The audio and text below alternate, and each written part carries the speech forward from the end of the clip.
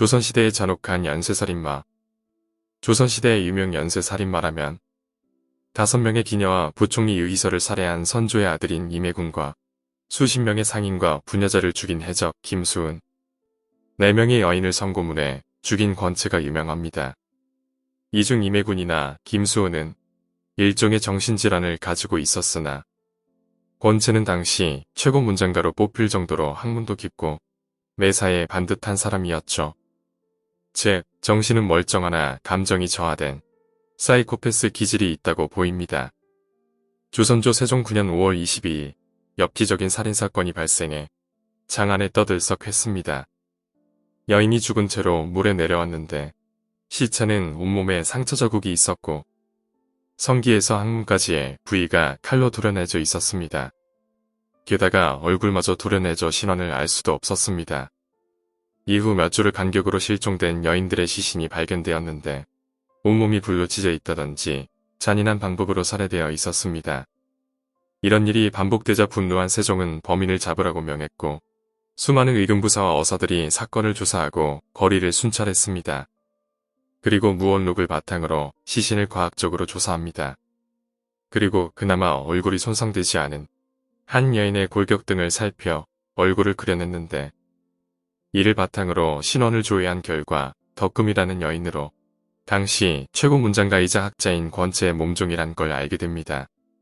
당시 사건을 맡은 의금부 신상은 권체가 세종의 글스승이기도 했고 당시 문장가라 함부로 집에 들어가지 못하자 잠복을 했는데 잠복한 지 4일 정도 되자 한 여인이 갑자기 대문을 열고 도망 나오고 몇몇의 남자들이 그녀를 쫓는 모습을 보게 되었습니다.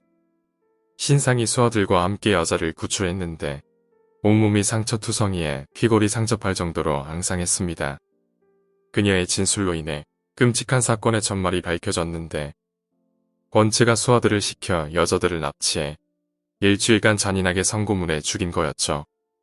권체는 3년 뒤 향약집 성방을 편찬할 정도로 위약에도 상당히 지식이 있었는데 그는 사람을 서서히 죽이는 방법을 알고 있었습니다.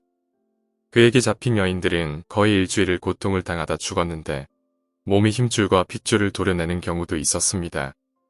또 여자의 입을 솜으로 막은 다음 불에 달군 쇠로 음부를 뒤지고 깨의 변을 먹게 하는 등 성고문의 방법은 잔인하기 그지 없었습니다.